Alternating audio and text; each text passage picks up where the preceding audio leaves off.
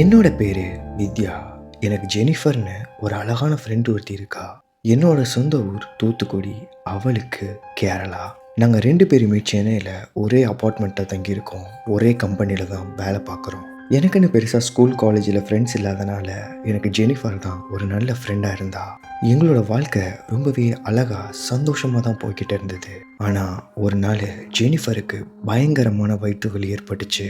அந்த வலி எப்படி இருந்ததுன்னா, ஒரே நேரத்துல 100 கடப்பாரைகளை தன்னோட வயித்துல குத்துன மாதிரி இருந்ததுன்னு என்கிட்ட சொல்லியிருந்தா. அவளை சென்னையில இருக்கிற ஒரு பிரைவேட் ஹாஸ்பிட்டல்ல 3 நாள் அட்மிட் பண்ணியிருந்தோம். ஆனாலும் அவளுக்கு வலி குறைஞ்ச மாதிரியே இல்லை. ஸோ நான் அவங்க ஃபேமிலிக்கு ஃபோன் பண்ணி இன்ஃபார்மும் பண்ணிட்டேன். அதுக்கப்புறம் நான் வேலைக்கு போக ஆரம்பிச்சிட்டேன். அவங்களோட ஃபேமிலி வந்து அவளை பார்த்துக்கிட்டாங்க. நான் ஒர்க் முடிச்சுட்டு ஹாஸ்பிட்டல் போய் அவளை பார்த்துட்டு அப்பார்ட்மெண்ட்டுக்கு வந்துடுவேன். அப்படிதான் ஒரு நாள் அவளை ஹாஸ்பிட்டலில் பார்த்துட்டு நான் வீட்டுக்கு வந்து படுத்து தூங்கிட்டேன். நான் நல்லா தூங்கிக்கிட்டு இருந்தேன். அந்த இரவில் 2 மணிக்கு யாரோ எங்கள் வீட்டு கதவை தட்டினாங்க.